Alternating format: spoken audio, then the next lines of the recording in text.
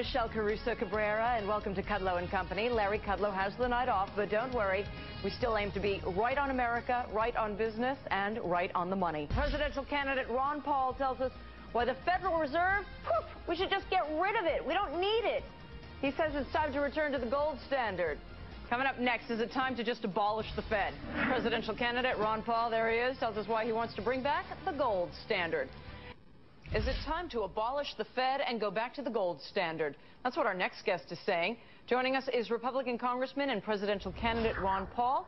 Here to debate the proposition as well is Faz Shakir. He's research director at the Center for American Progress. Guys, good to see you. Representative, let me start with you. We were thinking of you because Alvaro Vargas Llosa published an article in the wake of the Bear Stearns situation saying, you know what, the Fed ought to stay out of all this stuff. The Fed just shouldn't exist. You believe the same thing. Make the case.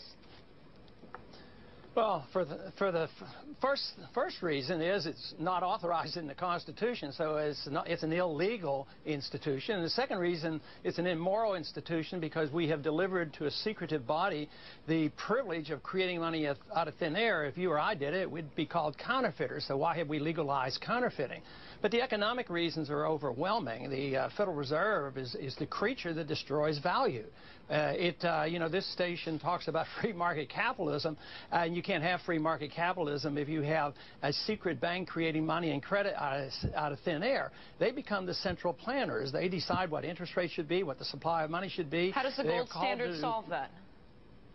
Well, because it maintains a stable currency and a stable value. If the Fed concentrated more on stable money rather than stable prices, they create new money, push up prices in stocks and in commodities and in houses, and then they have to come in to rescue the situation. They create the bubbles, then they come in and they try to rescue it, and they do nothing more than try to do price fixing. But capitalism depends, and capital comes from savings, but there's no savings in this country, so this is all artificial. It creates the misdirection and the malinvestment and all the excessive debt, and it always has to have a correction. Since the Fed's been in existence, you know, the dollar has lost about 97% of its value. You're supposed to encourage saving, but if something's losing its value, why save dollars? You know, there's no encouragement whatsoever. You have any counters to this? Well, you know, I think that Congressman Paul and I would probably agree on some of his diagnoses. I think he's right on some of his criticisms of both foreign and economic policies. But I think that, you know, when he starts talking about solutions, they're both extreme and impractical. I think to say that you want to abolish the Fed just because they've made some bad decisions is like throwing the baby out with the bathwater. I mean, President Bush, God knows, has made a terrible amount of decisions over the past 7 years. Do we want to abolish the presidency? No. And I think that the reason that we want to keep the Fed is because over the past 7 years, we've had pretty good stability in our financial system. Prior to the existence of the Fed, in the late 1800s, early 1900s, we had bank runs after bank runs, panics after panics, because we didn't have one centralized system that was ensuring the stability of our financial markets. And now we have the Fed, and it's been pretty successful for the past 70 years. Representative Paul? Well, I would say stability, if that's what we see today.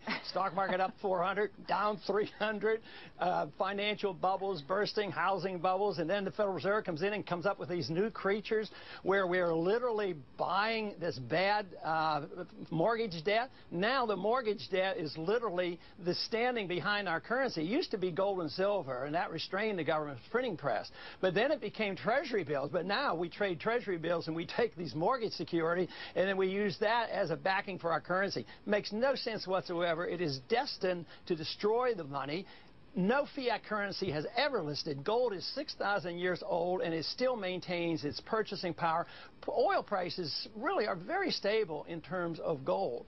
But everything is going up in cost, and people who think there's some type of stability today, well, all they have to do is go to their grocery store. People are suffering because the middle class gets wiped out. I mean, what a lot of proponents of the Fed say is that they help produce stability within the economic system, Faz. But a lot of folks would argue we've seen a lot of boom and bust for the last. No, there's definitely booms and busts. There's business cycles, there's stock, there's tech bubbles, there's housing bubbles, but it's the Fed that has come in and rescued the situation to ensure that there's stability. But did they cause it? No, I don't believe so. I think that there's times when I've questioned Chairman Greenspan's judgments about why he's lowered the Fed rates, particularly at a time of war, to increase money and make it feel like it's free to people. Yeah, I question some of the judgments, but that doesn't mean the system is bad. But isn't that to the heart of Representative Paul's argument? No, because he's saying that the system has led to bubbles and unevenness. He's saying the system is wrong, and he wants to abolish the system. The system is what has preserved stability in this whole situation. I mean, remember the Great Depression. The Great Depression occurred because there was not liquidity in the markets. If we had a gold standard, it would have made the Great Depression even worse. It would have been greater. Guys, no, it was the lack of the gold. It was the lack of the gold standard in the 20s when the Fed inflated. We didn't have the Great Depression before the Fed. The Fed gave us the inflation of the 20s and then the depression of the 30s. The Fed created that. It's because of the neglect of the gold standard, just like we do now. We create the bubbles today because we, both conservatives and liberals, want to enhance big government, and this is a seductive way to tax the middle class. That's what it is. We could go on and on. Thank you so much. We appreciate it, Congressman Ron Paul and Faz Shakir.